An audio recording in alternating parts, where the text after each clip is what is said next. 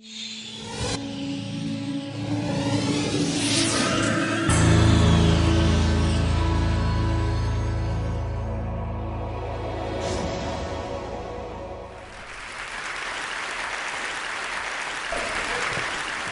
I'll start with this. A couple of years ago, an event planner called me because I was going to do a speaking event. And she called and she said, I'm really struggling with how to write about you on the little flyer. And I thought, well, what's the struggle? And she said, well, I saw you speak, and I'm going to call you a researcher, I think, but I'm afraid if I call you a researcher, no one will come because they'll think you're boring and irrelevant. And I was like, okay. And she said, but the thing I liked about your talk is, you're a storyteller, so I think what I'll do is just call you a storyteller. And of course, the academic, insecure part of me was like, you're going to call me a what? And she said, I'm going to call you a storyteller. And I was like, oh, why not Magic Pixie? I was like, let me think about this for a second. And so I tried to call deep on my courage, and I thought, I am a storyteller. I'm a qualitative researcher. I collect stories. That's what I do. And maybe stories are just data with a soul, and maybe I'm just a storyteller. So I said, you know what?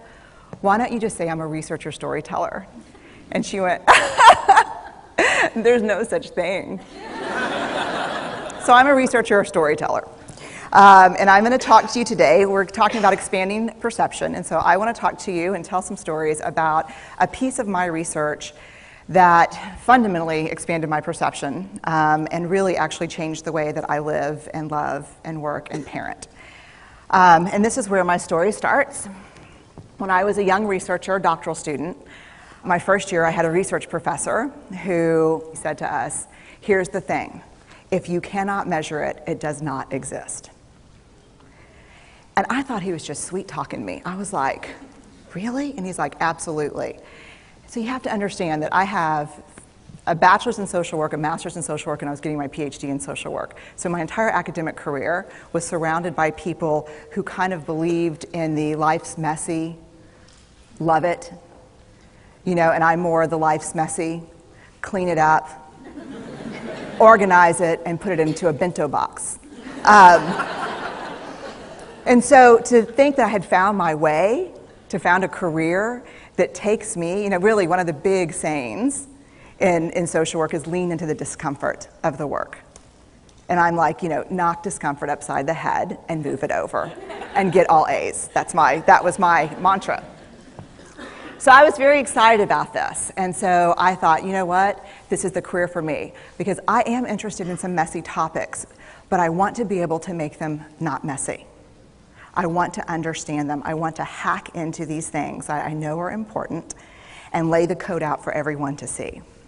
So where I started was with connection, because by the time you're a social worker for 10 years, what you realize is that connection is why we're here. It's what gives purpose and meaning to our lives. This is what it's all about. It doesn't matter whether you talk to people who work in social justice and mental health and abuse and neglect. What we know is that connection, the ability to feel connected, is neurobiologically, that's how we're wired, it's why we're here. So I thought, you know what, I'm going to start with connection. Well, you know that situation where you get an evaluation from your boss and she tells you 37 things that you do really awesome and one thing that you can't, an opportunity for growth. And all you can think about is that opportunity for growth, right? Well, apparently this is the way my work went as well, because when you ask people about love, they tell you about heartbreak. When you ask people about belonging, they'll tell you their most excruciating experiences of being excluded. And when you ask people about connection, the stories they told me were about disconnection. So very quickly, really about 6 weeks into this research, I ran into this unnamed thing that absolutely unraveled connection in a way that I didn't understand or had never seen. And so I pulled back out of the research and thought, I need to figure out what this is. And it turned out to be shame. And shame is really easily understood as the fear of disconnection.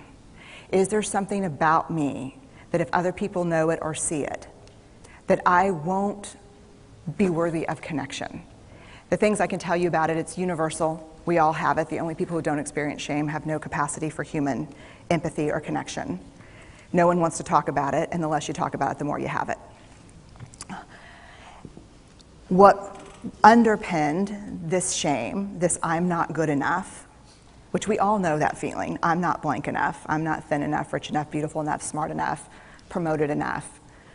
The thing that underpinned this was excruciating vulnerability. This idea of, in order for connection to happen, we have to allow ourselves to be seen, really seen. And you know how I feel about vulnerability. I hate vulnerability. And so I thought, this is my chance to beat it back with my measuring stick. I'm going in, I'm going to figure this stuff out, I'm going to spend a year, I'm going to totally deconstruct shame, I'm going to understand how vulnerability works, and I'm going to outsmart it. So I was ready, and I was really excited. As you know, it's not going to turn out well. You know this. So I could tell you a lot about shame, but I'd have to borrow everyone else's time. But here's what I can tell you that it boils down to. And this may be one of the most important things that I've ever learned in the decade of doing this research.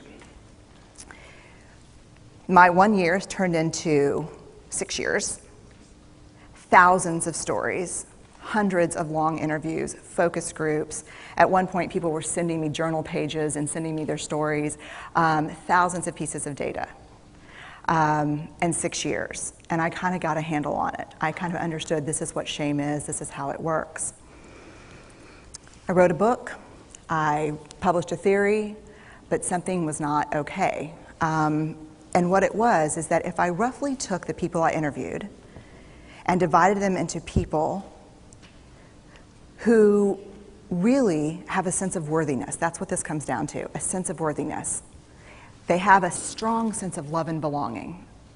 And folks who struggle for it, and folks who are always wondering if they're good enough. There was only one variable that separated the people who have a strong sense of love and belonging and the people who really struggle for it, and that was the people who have a strong sense of love and belonging believe they're worthy of love and belonging. That's it. They believe they're worthy. And to me, the hard part of the one thing that keeps us out of connection is our fear that we're not worthy of connection, was something that personally and professionally I felt like I needed to understand better. So what I did is I took all of the interviews where I saw worthiness, where I saw people living that way, and just looked at those. What do these people have in common? And I have a slight office supply addiction, but that's another talk. So I had a manila notebook, a manila folder, and I had a Sharpie, and I was like, what am I going to call this research? And the first words that came to my mind were wholehearted. These are kind of wholehearted people living from this deep sense of worthiness. So I wrote at the top of the manila folder, and I started looking at the data. In fact, I did it first in this in a 4-day, very intensive data analysis where I went back, pulled these interviews, pulled the stories, pulled the incidents. What's the theme? What's the pattern? My husband left town with the kids because I always go into this kind of Jackson Pollock crazy thing where I'm just like writing and going and kind of just in my researcher mode. And so here's what I found. What they had in common was a sense of courage. And I want to separate courage and bravery for you for a minute. Courage, the original definition of courage, when it first came into the English language, it's from the Latin word cur, meaning heart. And the original definition was to tell the story of who you are with your whole heart. And so these folks had, very simply, the courage to be imperfect. They had the compassion to be kind to themselves first and then to others, because as it turns out, we can't practice compassion with other people if we can't treat ourselves kindly. And the last was they had connection, and this was the hard part, as a result of authenticity. They were willing to let go of who they thought they should be in order to be who they were, which is, you have to absolutely do that for connection. The other thing that they had in common was this. They fully embraced vulnerability. They believed that what made them vulnerable made them beautiful. They didn't talk about vulnerability being comfortable, nor did they really talk about it being excruciating, as I had heard earlier in the shame interviewing. They just talked about it being necessary. They talked about the willingness to say, I love you first.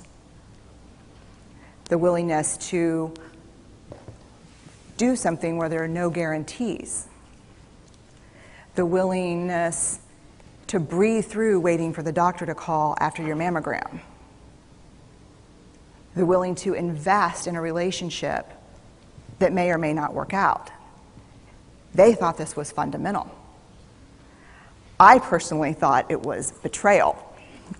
I could not believe I had pledged allegiance to research, where our job, the definition of research is to control and predict, to study phenomenon for the explicit reason to control and predict. And now my mission to control and predict had turned up the answer that the way to live is with vulnerability and to stop controlling and predicting. This led to a little breakdown, which actually looked more like this. And it did. It led to I call it a breakdown, my therapist calls it a spiritual awakening. Spiritual awakening sounds better than breakdown, but I assure you it was a breakdown. And I had to put my data away and go find a therapist. Let me tell you something. You know who you are when you call your friends and say, I think I need to see somebody. Do you have any recommendations? Because about 5 of my friends are like, woo, I wouldn't want to be your therapist. And I was like, what does that mean? And they're like, I'm just saying, don't bring your measuring stick. It's like, okay. So I found a therapist. My first meeting with her, Diana, I brought in my list of the way the wholehearted live. And I sat down, and she said, how are you? And I said, I'm great, I'm okay. And she said, what's going on? And I said, and this is a therapist who sees therapists, because we have to go to those because their BS meters are good. And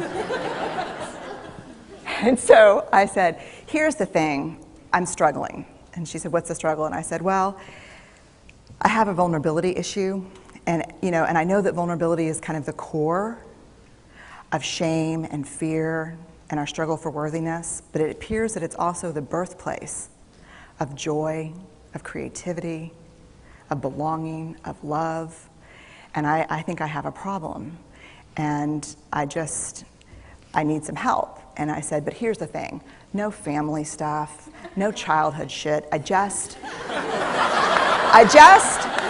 need some strategies.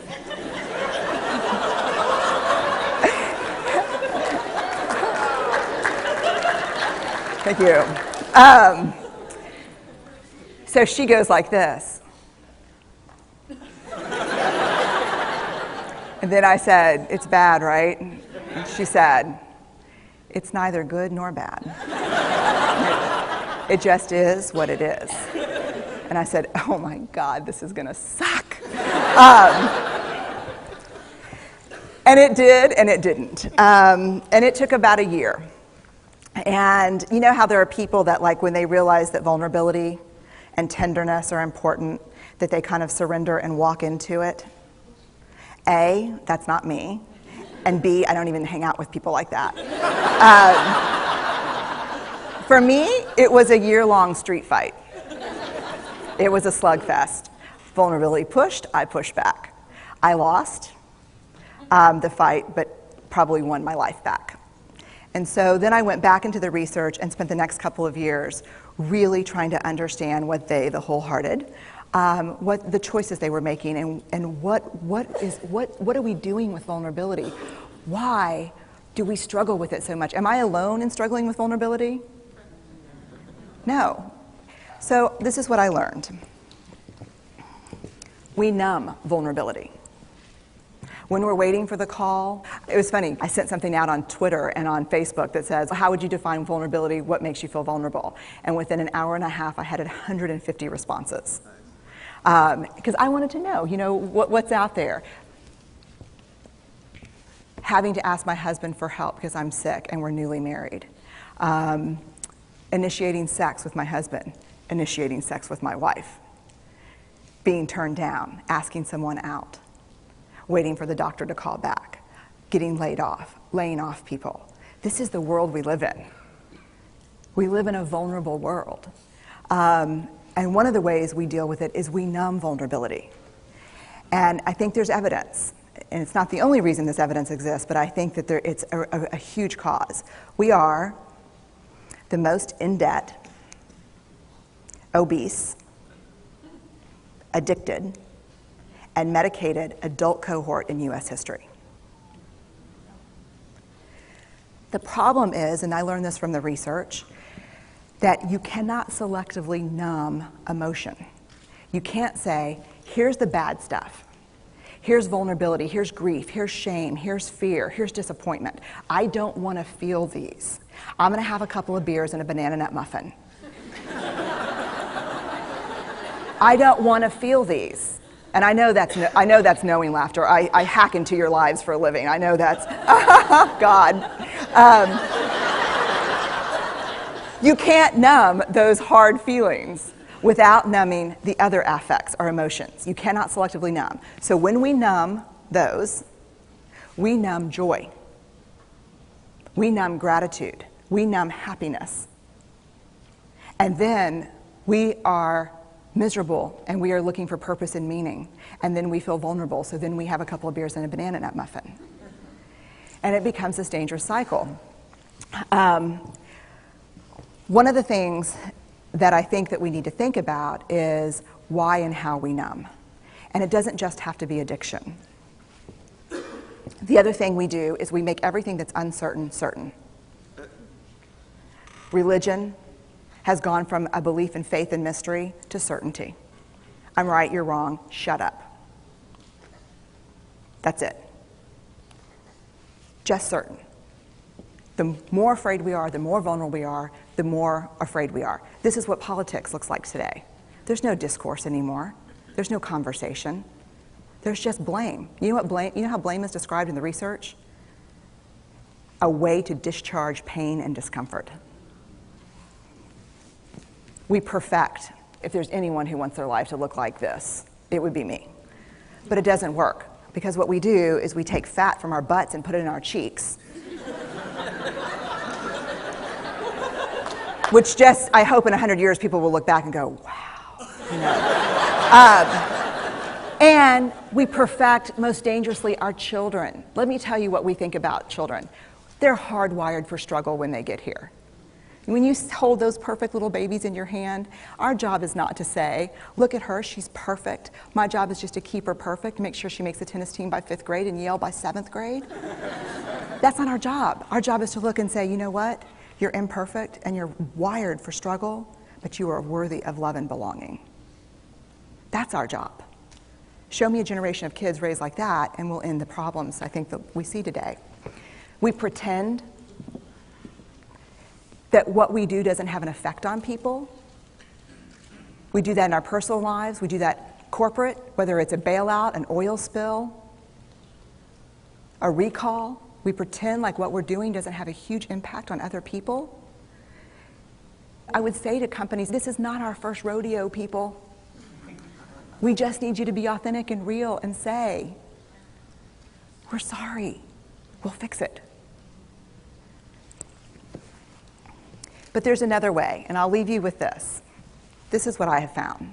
To let ourselves be seen, deeply seen, vulnerably seen. To love with our whole hearts, even though there's no guarantee.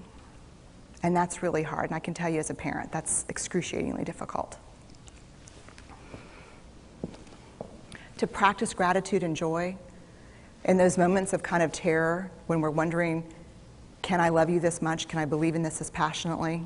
Can I be this fierce about this? Just to be able to stop and instead of catastrophizing what might happen, to say, I'm just so grateful. Because to feel this vulnerable means I'm alive. And the last, which I think is probably the most important, is to believe that we're enough. Because when we work from a place, I believe, that says, I'm enough, then we stop screaming and start listening. We're kinder and gentler to the people around us, and we're kinder and gentler to ourselves. That's all I have. Thank you.